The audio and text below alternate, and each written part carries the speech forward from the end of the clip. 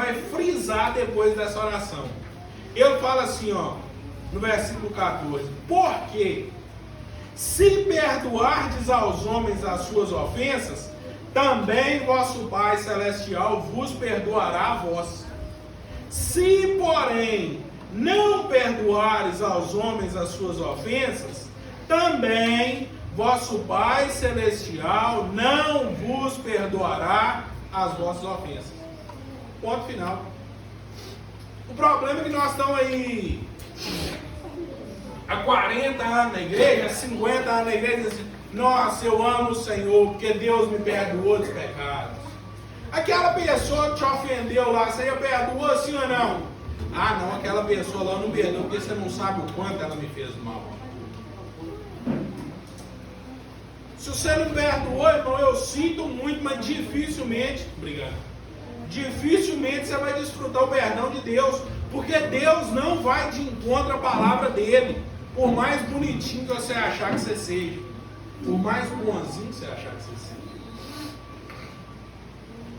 E antes de continuar, para diferenciar um pouco de perdão e reconciliação, eu estava procurando significados, e perdão vai dizer que é uma remissão de pena ou de ofensa, ou de dívida.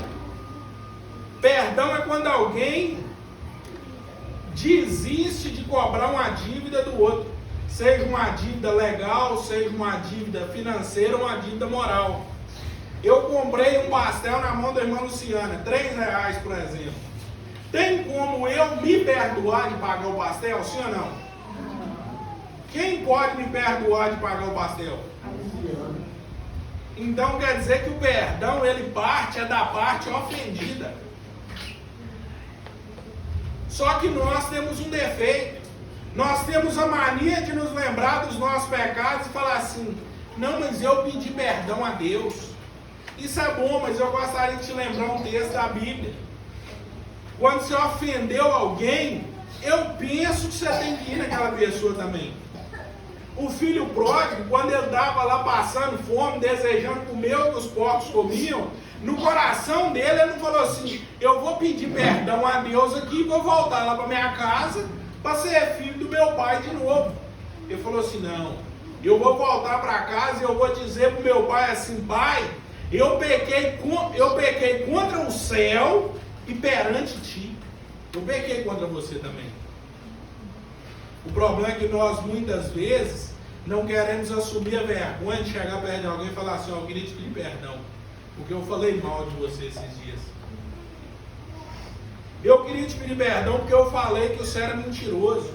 A gente pensa assim: Lucas do céu, mas como que eu vou falar uma coisa dessa? Você não devia ter falado, então pedir perdão você tem que pedir.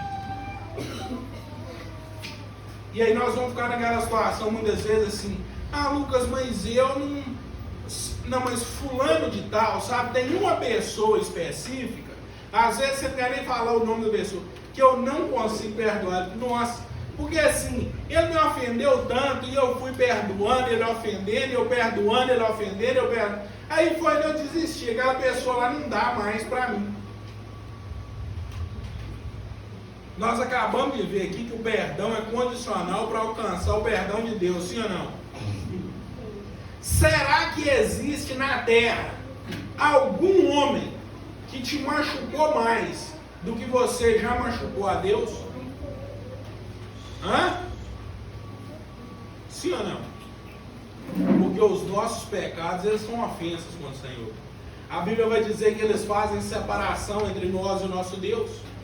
E quantas vezes, após Deus ter nos perdoado 1 milhão de vezes, incontáveis vezes, nós voltamos ao pecado? Nós o ofendemos uma vez mais.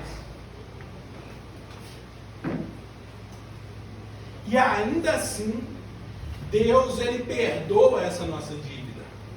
Abra sua Bíblia comigo no livro de Colossenses 2, no versículo 13.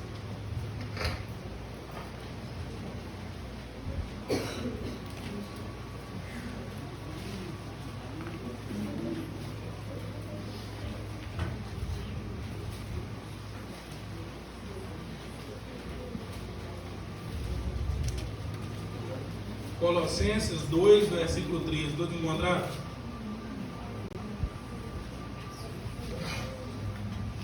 O que é que o morto precisa? Hã? De nada, né? Nem quem der precisa, que se deixar lá o urubu vai comer, vai decompor do mesmo jeito. E do que é que o morto sabe? Olha o que esse versículo vai dizer. E quando vós estáveis mortos nos pecados, a gente estava numa situação que a gente nem sabia de nada.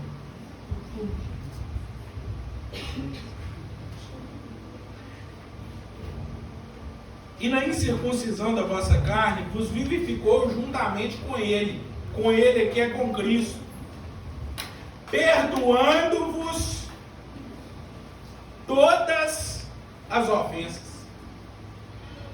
Ele não perdoou algumas, não. Ele perdoou todas.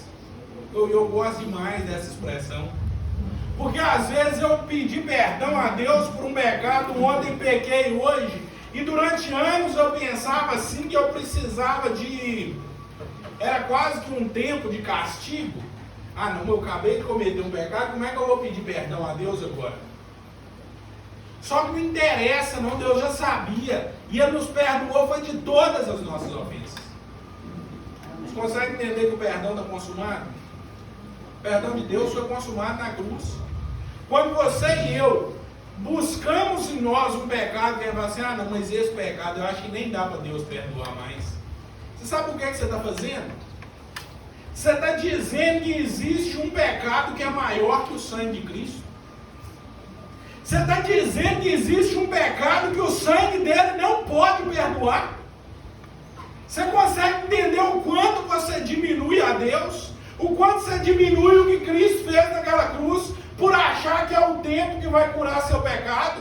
Por achar que você sozinho pode vencer seu pecado? Não, você não pode. Só há esperança para nós, porque Cristo se entregou naquela cruz. E naquela cruz Ele nos perdoa de todos os nossos pecados. Amém. E o versículo 14 vai dizer assim: e havendo riscado a cédula que era contra nós. Essa cédula aí, eu gosto muito de pensar numa promissória. Quem é mais velho já viu muita, né? Ele pegou a promissória, quando você pagava uma promissória, a primeira coisa que a gente tinha que fazer, prazer de fazer, dar nela um risco, assim, né? Escrever pago. E depois ainda rasgar, e se possível puder fogo. Aqui diz que ele riscou essa cédula que era contra nós nas suas ordenanças, a qual de alguma maneira nos era contrária, e ele a tirou do meio de nós. A condenação já não está mais nas nossas vidas, porque Cristo resolveu esse problema na cruz.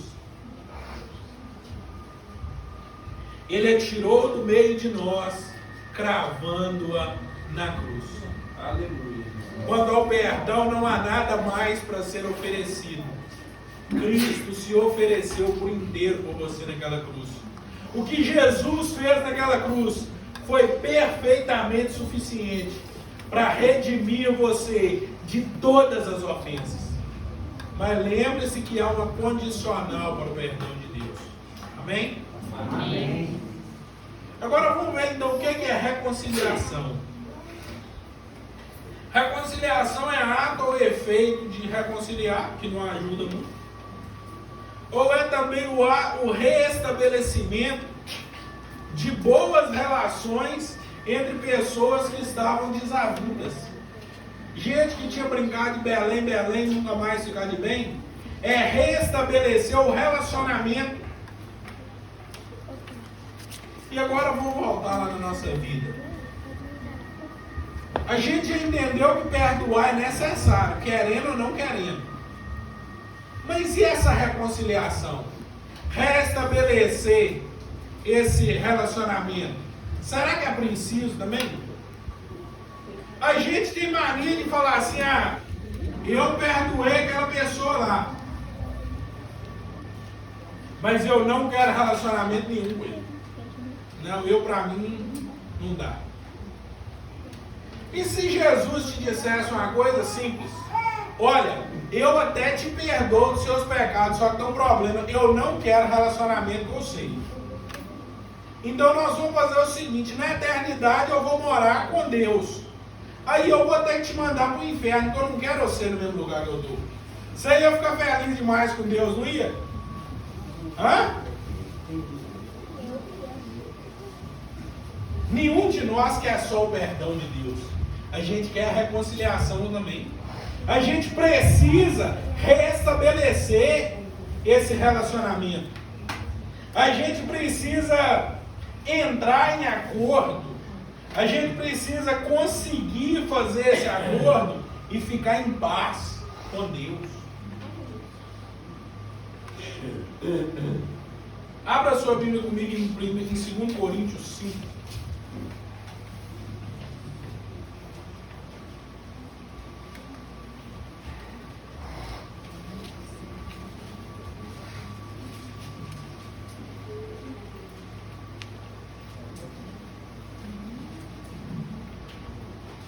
Segunda carta de Paulo aos Coríntios, capítulo 5. Todos encontraram?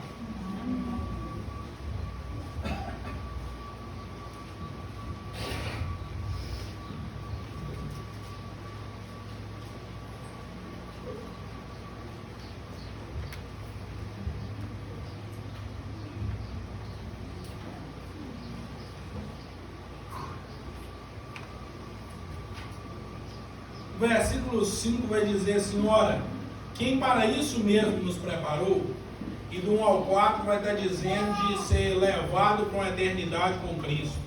Quando isso que é corruptível vai ser revestido de um tabernáculo eterno. Amém? Amém. Aí eu falo que quem nos preparou para isso, para um dia receber essa morada eterna com Deus, foi Deus, o qual nos deu também o penhor do Espírito. O penhor é uma garantia. Antigamente era mais comum isso, né? O povo empenhorava alguma coisa, o cara tinha uma joia, ele empenhorava a joia a troco de dinheiro e num determinado tempo ele pagava o empréstimo com juros e reavia a joia. Não era assim que funcionava? Cristo, ele é o penhor que Deus nos deu. Ele é a garantia de que Deus nos deu, para que um dia nós possamos receber isso da parte do Senhor, esse tabernáculo eterno, que viverá para sempre com Deus. Só que eu acho interessante, eu não quero entrar nessa discussão, muitos cristãos dizem que você precisa de um batismo com o Espírito Santo, que é manifesto no falar em línguas, ou você precisa disso e daquilo. Paulo vai dizer que você aceitou, você foi batizado. Eu só quero te chamar a atenção para o critério de Deus. O critério que Jesus ensina em Mateus 7,16 é: pelos seus frutos os conhecereis. Eu posso encher minha boca e falar que eu sou batizado com o Espírito Santo, que eu sou cheio do Espírito Santo, que eu tenho esse penhor. Mas Jesus disse que é pelos frutos que nós seremos conhecidos. Mas onde esse penhor, que é o Espírito Santo, habitar e tiver permissão de trabalhar, vai dar fruto, porque ele é uma semente boa. E o agricultor, que é o pai dele, segundo João 15, é um agricultor perfeito, que sabe tudo sobre todas as coisas. Amém. Glória a Deus. E aí, a partir do versículo 14, Paulo vai falar assim: porque o amor de Cristo nos constrange, julgando nós assim, que se um morreu por todos, logo todos morreram. Ele está voltando a falar do que nós lemos em Colossenses, sobre o perdão. A dívida da minha vida já foi paga por meio de Cristo, porque se ele já morreu, eu já morri, porque ele assumiu a minha dívida. Não há mais acusação contra nós. Olha o que o versículo 15 diz, que nos alegra muito, né? E ele morreu por todos, para que os que agora vivam, não vivam mais para si. Repete comigo assim: eu não posso viver mais para mim mesmo. Porque ele morreu para que os que agora vivam, Não vivam mais para si, mas por aquele que por eles morreu e ressuscitou. A nossa vida a partir de hoje tem que ser para Cristo. O nosso exemplo tem que ser o dele. A nossa vida tem que ser para louvor dele. Versículo 16. Assim que daqui por diante a ninguém conhecemos segundo a carne, ainda que também tenhamos conhecido a Cristo segundo a carne. Contudo, já não conhecemos deste modo. Assim que, se alguém está em Cristo, nova criatura é. As coisas velhas se passaram, e eis que tudo se fez novo. Aqui, mais uma vez, tem uma preposição de condicionalidade, o se. Se alguém está em Cristo. Se não está, irmão, essa palavra não é para você. Mas quem está em Cristo tem que ser nova criatura, e as coisas velhas têm que passar. Amém. Eu fiz questão de anotar na minha Bíblia uma pergunta para mim, para eu sempre relembrar ela quando eu lesse. Por que a gente diz que nessas coisas velhas os pecados ficaram para trás, mas as mágoas não? Ah, não, eu estou em Cristo, Ele me perdoou dos meus pecados, mas eu tinha raiva do Marcelo, eu continuo com raiva. Isso era coisa velha, irmão. Abandone essas coisas velhas. Viva o novo para o Senhor. Abandone as mágoas, abandone as ofensas. Não perdoar alguém é querer matar a pessoa tomando você o veneno. Porque no final das contas é você quem se priva do perdão de Deus, não é a pessoa. Versículo 18. E tudo isso provém de Deus, que nos reconciliou consigo mesmo. Olha que palavra interessante. Tudo isso provém de Deus, que nos reconciliou consigo mesmo. E não era em busca da reconciliação que a gente estava indo nesse texto? E olha como Deus nos reconciliou consigo mesmo. Por meio de Cristo Jesus. Foi o que Cristo fez na cruz que trouxe reconciliação para nós. Porque não vai haver reconciliação verdadeira a menos que haja perdão. Não tinha como Deus tomar o relacionamento e talvez só assim, Lucas, mas tem gente que eu não gosto, eu converso, a pergunta não é se você conversa, é, você não gosta, você confia? Porque esse é o relacionamento que Deus tem conosco. Não é só um relacionamento de diálogo, é de confiança. Porque Ele colocou as coisas, a obra e o ministério dele nas nossas mãos. Ele confiou foi em você para realizar a obra dele nessa terra. E aqui diz que Ele nos reconciliou por meio de Cristo. E a última frase do versículo vai dizer assim: e nos deu o ministério da reconciliação. O trabalho que Deus nos deu na obra dele é um trabalho de reconciliação. É um trabalho de reconstruir relacionamentos que haviam sido desfeitos. É um trabalho de fazer com que pessoas voltem a se relacionar, mas não só no nível do diálogo, mas no nível profundo do amor e da confiança. Cristo, ele nos reconciliou com Deus de uma tal forma que Ele nos fez deixar de ser inimigos de Deus, irreconciliáveis, e nos fez filhos amados. Amém. Ele nos fez deixar de ser estrangeiros, gentios, e nos fez noiva do Filho dele, a quem Ele espera para passar uma eternidade nos céus. Aleluia. Versículo 19.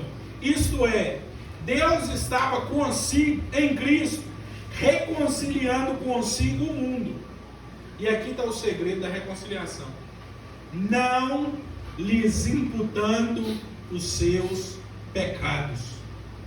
E pôs em nós a palavra da reconciliação. Você sabe por que nós temos dificuldade de perdoar? Porque a gente impõe culpa nos outros. Como que eu vou perdoar uma pessoa que sempre me machuca? Essa pessoa sabe que eu não gosto dessa coisa e sempre fala isso comigo. Como que eu vou perdoar essa pessoa? Ele é culpado, ele já sabe. Nós também éramos culpados, mas Deus não imputou culpa sobre nós. Ele não imputou em nós a culpa dos nossos pecados. Você sabe qual que é a coisa mais difícil do mundo? É a gente admitir que não é bom o suficiente. O problema é que todos nós vamos diante de Deus e falamos: Senhor, obrigado porque o Senhor me amou, porque eu era o maior dos pecadores e o Senhor me perdoou. Você diz na oração que você era o maior dos pecadores, mas por que na hora que seu irmão te ofende, você não perdoa ele? Porque se o maior pecador é você e você foi digno de perdão, ele que é menos pecador do que você também merece. E por que é que você e eu nos colocamos num lugar tão elevado, em que Deus perdoa o homem e nós não? Então quer dizer que eu e você nesse momento nós estamos nos considerando melhor que Cristo? Não. Deus pode até perdoar o Felipe conviver com ele, agora eu não convivo com ele não. Espera aí, a minha pessoa é mais nobre do que a de Deus? Para que ele tenha direito de relacionar-se com Deus e não tenha direito de relacionar-se comigo? O que eu estou querendo chamar a atenção nessa noite é que Deus confiou esse ministério a nós. O ministério de reconciliação é o único que garante o relacionamento de pessoas nessa terra com um Deus eterno que está nos céus. Agora, como as pessoas vão ver isso? Como elas vão crer nessa pregação? Como que eu vou ensinar para o Abílio que Deus é um Deus que perdoa o pecado? Se ele me ofendeu, eu não perdoo ele, gente. Como que eu vou dizer para alguém que Cristo é o meu mestre, se ele me reconcilia com ele e eu não me reconcilio com ninguém? Mas Cristo confiou esse ministério de reconciliação a nós. Amém. Versículo 20. De sorte que somos embaixadores da parte de Cristo, como se Deus por nós rogássemos. O embaixador tem uma qualidade ímpar. Um embaixador, por exemplo, o embaixador dos Estados Unidos daqui no Brasil, ele conhece a história americana, ele conhece a bandeira americana, ele conhece o hino, ele conhece a cultura. Dentro da embaixada americana, a lei que vigora não é do Brasil, é dos Estados Unidos. O problema é que nós temos tentado ser embaixadores de Cristo, sem conhecer a Ele. Nós temos tentado ser embaixadores de Deus, mas nós vivemos não sob a lei do céu, nós temos vivido sob a lei dos homens. A gente está numa situação ruim, a gente não vai mais para a Bíblia para que ela nos guie. A gente vai perguntar a alguém, muitas vezes alguém que nem temente ao Senhor é: o que você acha que eu devo fazer, hein? Eu acho que você deve tomar vergonha na sua cara e clamar ao Senhor, porque há em você, há em mim, um penhor da parte do Senhor. O Espírito Santo habita em nós. Ele pode, ele deve nos convencer do pecado, da justiça e do juízo. O problema é que muitas vezes nós temos feito o nosso coração endurecido para o toque do Espírito Santo. Nós temos ensurdecido os nossos ouvidos para a voz do Senhor. Nós temos fechado os nossos olhos para a palavra dele e queremos levantar a mão de nós. Eu sou embaixadorzinho do reino de Deus, Então por que você não vive de acordo com a lei dele? Por que você não vive de acordo com os ensinamentos dele? E Paulo, para terminar, fala duas coisas que me rebentam. A primeira, ele fala assim: rogamo-vos, pois, da parte de Cristo, que vos reconcilieis com Deus. Você que está aqui nessa noite, eu não sei como está seu coração, eu não sei nem se você crê em Deus ou não, mas não há esperança para o homem a menos que ele se reconcilie com Cristo. A maioria aqui, principalmente os que são mais velhos, talvez você já experimentou tudo na vida. Talvez você já buscou paz e esperança em todas as coisas. E o seu coração continuou vazio. Mas há como ser cheio de um penhor eterno, que é o Espírito Santo de Deus. É você se reconciliando com Deus. E talvez você até diz que se reconciliou com Ele, mas você tem tido dificuldade de perdoar. Você tem tido dificuldade de exercer o ministério da reconciliação, porque você acha que já sofreu demais, porque você acha que, não, aquela pessoa lá não merece, porque ela já errou muito. O versículo 21 vai dizer sobre Jesus, que é aquele que nem conheceu o pecado. Ele não tinha conhecimento, relacionamento nenhum com o pecado. Deus o fez pecado por nós, por você e por mim, para que em nós fosse feita a justiça de Deus. Só há esperança para você, porque Cristo, Ele já fez uma obra na cruz. Hoje Ele te convida a reconciliar-se com Ele, a reconciliar-se com o seu irmão.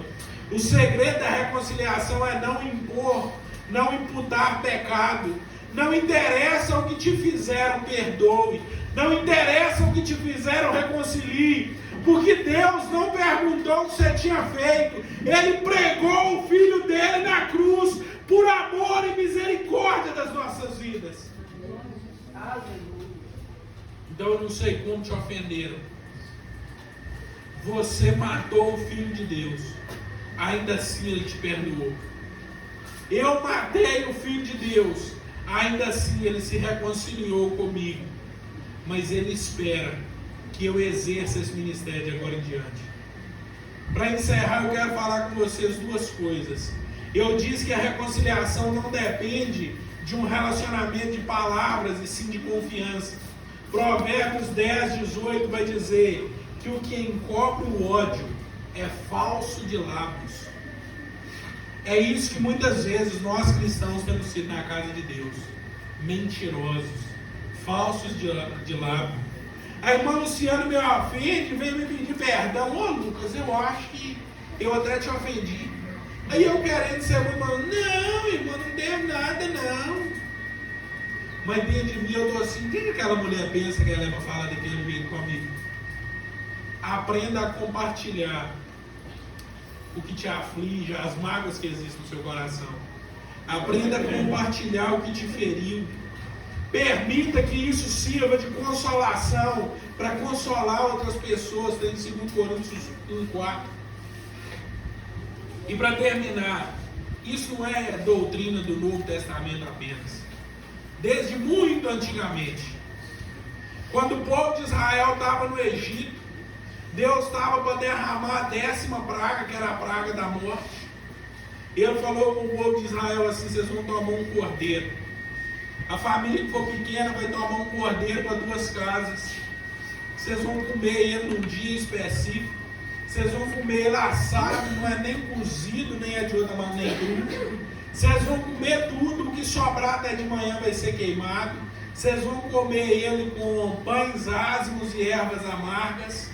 E tem um negócio: vocês vão comer com os lombos cingidos, vão comer de pé, com o cajado na mão, e vão comer apressadamente. Que coisa mais doida! Fazer um banquete para comer em pé depressa, e com o cajado na mão. Você imaginou comer segurando um trem? Sabe por quê?